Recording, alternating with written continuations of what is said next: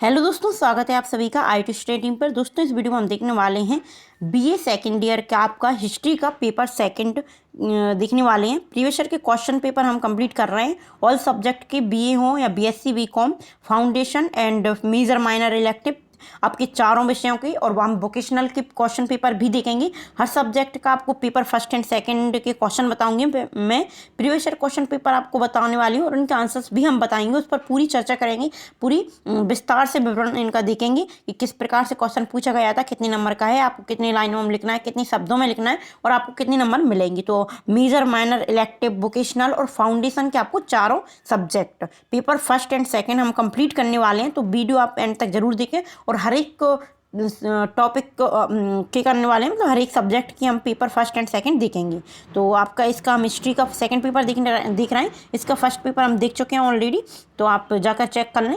यहाँ पे आप देख सकते हैं पेपर में आपको 3 घंटे मिलेंगे। पेपर आपका 40 मार्क्स का रहेगा फॉर रेगुलर स्टूडेंट और पासिंग मार्क्स रहेगा आपका 33%।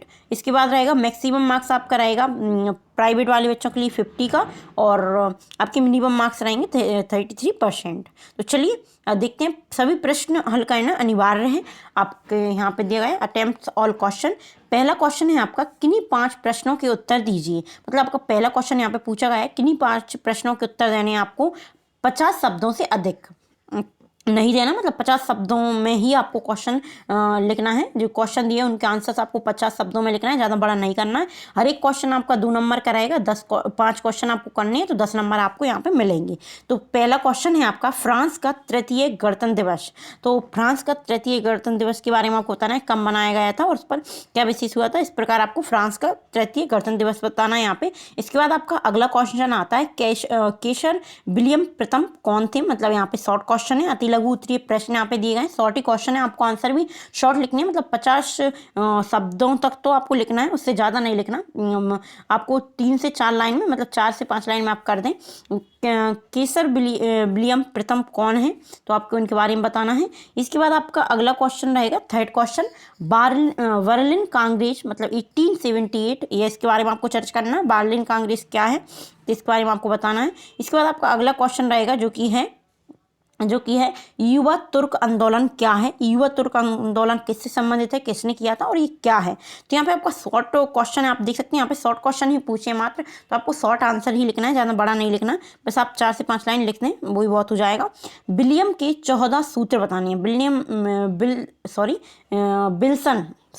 बिल्सन के 14 सूत्र आपको बताना है। 14 सूत्र बताना है बिल्सन के। उन्होंने 14 सूत्र कौन कौन से बताए थे। इसके बाद आपका अगला क्वेश्चन आता है, राष्ट्र संघ के उद्देश्य। मतलब राष्ट्र संघ के क्या क्या लक्ष्य हैं, क्या क्या उद्देश्य हैं, उसको आपको बताना है। मेन पॉइंट आपको कवर करनी है। मतलब आपको ज़्यादा बड़ा चढ़ा कर नहीं लिखना। ऐसे पहले जैसे कि हम दीर्घ उत्तरीय क्वेश्चन लिखते हैं वैसा नहीं लिखने आपको। ये अति लघु प्रश्न है, अति लघु उत्तर आपको लिखने हैं। मतलब शॉर्ट में आपको मेन पॉइंट लिखना है, जो कि आपको वहाँ पे स्पष्ट दिया गया है। 50 शब्दों से आपको ज़्यादा नहीं लिखना है।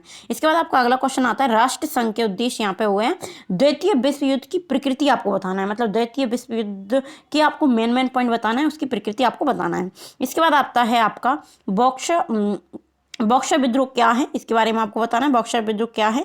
इसके बाद आता है आपका अगला क्वेश्चन, फाशीवाद की उत्पत्ति किस प्रकार हुई, मतलब क्यों हुई और किस प्रकार हुई, किसने की। आपको इस प्रकार से क्वेश्चन की मेन पॉइंट आपको ऊपर लिखना है। इसके बाद आपका 10वां आ जाएगा हिटलर। तो आपको यहाँ पे हिटलर कौन था उसके बारे में आपको यहाँ पे जानकारी लिखना है। आपको यहाँ पे 10 क्वेश्चन है, मात्र आपको 10 क्वेश्चन दिए गए हैं। आपको इनमें से 5 क्वेश्चन करना है। प्रत्येक क्वेश्चन 2 नंबर का रहेगा। आपको 10 क्वेश्चन 10 नंबर इसमें मिलने वाले हैं। तो आपको हर एक क्वेश्चन में अथवा मिल जाएगा। तो इनमें से 5 क्वेश्चन आप कोई कर सकते हैं, 10 में से कोई भी 5 क्वेश्चन आप करें। इसके बाद दूसरा क्वेश्चन रहेगा आपका यहाँ पे। दूसरा क्वेश्चन है, बिस्मार्क की गृह नीति की विवेचना कीजिए। बिस्मार्क की गृह नीति क्या थी, बिस्मार्क कौन था, बिस्मार्क की गृह नीति उसकी बताना है आपको। उसकी रणनीति क्या थी, गृह नीति क्या थी। तो आपका ये क्वेश्चन रहेगा। इसके अथवा में भी आपको क्वेश्चन मिलेगा, केशव विलियम द्वितीय की विदेश नीति पर प्रकाश डालना है। केशव विलियम है तो उनकी विदेश नीति क्या थी उसके बारे में आपको बताना है, उसके बारे में आपको चर्चा करनी है। तो ये आपका लघु उत्तरीय प्रश्न है। इसके बाद आपका इकाई सेकंड रहेगा, यूनिट सेकंड। इसका थर्ड क्वेश्चन है अफ्रीका विभाजन के कारणों की विवेचना कीजिए। अफ्रीका विभाजन किन कारणों से हुआ, तो उसके बारे में आपको पूरी जानकारी देना है। इसके अलावा में आपको मिलेगा 1905 ईस्वी की रूसी क्रांति के कारण और परिणामों की विवेचना आपको बताना। 1905 में जो रूसी क्रांति हुई थी उसके कारण क्या है और उसके परिणाम क्या क्या हुए, तो वो आपको बताना है। इसके बाद आपका अगला क्वेश्चन रहेगा जो कि इकाई 3 का रहेगा। क्वेश्चन नंबर 4 रहेगा प्रथम विश्व युद्ध के कारण और परिणामों पर प्रकाश डालिए। प्रथम विश्व युद्ध के आपको कारण और परिणाम, यहाँ पे आप देख सकते हैं विश्व युद्ध से आपके दो क्वेश्चन यहाँ पे आपको देखे हैं, प्रथम विश्व युद्ध और द्वितीय विश्व युद्ध। यहाँ पे रूसी क्रांति यहाँ पे पूछी गई है, अफ्रीका विभाजन पूछा गया है। आप इन पॉइंट को नोट करें और इन पॉइंट से संबंधित आपको क्वेश्चन पढ़ना है। आपको सेम टू सेम क्वेश्चन भी मिल सकते हैं और इनसे संबंधित आपको क्वेश्चन भी मिल सकते हैं, तो आप एक आइडिया लगा सकते हैं किस प्रकार आपके क्वेश्चन आएंगे। इसके अलावा मिलेगा आपको मिलेगा राष्ट्र संघ की असफलताओं के कारण का वर्णन कीजिए। मतलब राष्ट्र संघ की कुछ असफलताएं हैं, तो वो असफलताओं के आपको कारण बताने, किन कारणों से असफल रहा। इसके बाद आपका इकाई 4 आती है जो कि है 5वां क्वेश्चन आपका रहेगा 1911 की चीनी क्रांति के कारणों और परिणामों की आपको बताओ। रूसी क्रांति, चीनी क्रांति, अफ्रीका विभाजन, राष्ट्रीय संघ से आपको दो क्वेश्चन मिले हैं। राष्ट्रीय संघ क्या है, राष्ट्रीय संघ के असफलता के कारण यहाँ पे हमने देखे हैं, तो आप इनसे संबंधित पूरे क्वेश्चन एक बार आप पढ़ लें अच्छे से। 1911 की चीनी क्रांति के कारण और परिणाम आपको यहाँ पे बताना है, कारण और परिणाम। इसके बाद आपका रहेगा अगला क्वेश्चन रहेगा जो कि है आपका इसके अलावा रहेगा जापान में सैन्यवाद के उदय के क्या कारण थे। जापान में जो सैन्यवाद है उसके क्यों उदय हुआ सैन्यवाद, उसके क्या कारण थे, आपको वाक्य सहित समझाना है। तो यहाँ पे आप देख सकते हैं, ये आपका क्वेश्चन था अथवा का। इसके बाद इकाई 5 आती है। इकाई 5 के आपका 6वां क्वेश्चन रहेगा कि मुसोलिनी की गृह नीति व्याख्या कीजिए। मुसोलिनी की गृह नीति आपको बतानी है यहाँ पे, और वहाँ पे हमने केशव विलियम की गृह नीति यहाँ पे पूछी गई थी, मुसोलिनी की गृह नीति यहाँ पे पूछी गई है। इसके अथवा रहेगा द्वितीय विश्व युद्ध के परिणाम बताना है। यहाँ पे तीसरा क्वेश्चन है, यहाँ पे द्वितीय विश्व युद्ध क्यों हुआ उसके कारण बताने, परिणाम में यहाँ पे पूछे गए हैं, और प्रथम विश्व युद्ध भी यहाँ पे पूछा गया है। तो आपको विश्व युद्ध से संबंधित क्वेश्चन कर लेना है, प्रथम द्वितीय पूरे क्वेश्चन आपको यहाँ पे कंप्लीट कर लेनी है। तो ये था हमारा पेपर। आपको देख सकते हैं आप 6 क्वेश्चन थे, इन 6 क्वेश्चन में हर एक में आपको अथवा मिला है, आपको अथवा हर एक क्वेश्चन में मिलने वाला है। तो आप बेफिक्र होकर, आपको ऑप्शन वहाँ पे रहेगा कि आपको अगर एक क्वेश्चन नहीं आ रहा तो उसका अथवा आप कर सकते हैं। बहुत ही इंपॉर्टेंट क्वेश्चन थे, आप इन क्वेश्चन को करें। और आप देख सकते हैं अति लघु उत्तरीय प्रश्न आपके बहुत ही इंपॉर्टेंट है, आप छोड़े ना शॉर्ट क्वेश्चन समझ के। इन क्वेश्चंस को भी आपको पूरे पढ़ लेना है, एक लाइन के क्वेश्चन ही होते हैं, इन्हें आप अच्छे से पढ़ लें ताकि आप पेपर में अच्छा लिख सकें। तो ये था आपका पूरा पेपर सेकेंड ईयर का, आपका BA सेकेंड ईयर का हिस्ट्री का पेपर था, सेकंड पेपर था यहाँ पे। फर्स्ट पेपर अगर आपने नहीं देखा तो वो वीडियो भी आप चेकआउट कर लें।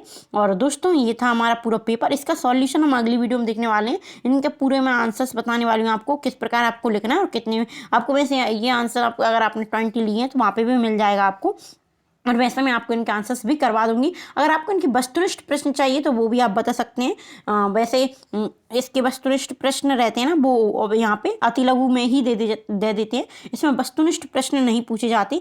फाउंडेशन जैसे कि आपको पता ही, आपने फर्स्ट ईयर के पेपर दिए हैं, तो इनमें मेजर माइनर इलेक्टिव में वस्तुनिष्ठ नहीं आती, इनमें सब्जेक्टिव क्वेश्चन रहते हैं, और वोकेशनल भी सब्जेक्टिव क्वेश्चन रहते हैं, इनमें ऑब्जेक्टिव नहीं आती। फाउंडेशन के चारों सब्जेक्ट में ऑब्जेक्टिव क्वेश्चन आते हैं, उनमें सब्जेक्टिव क्वेश्चन नहीं आते, तो आपको पता ही है।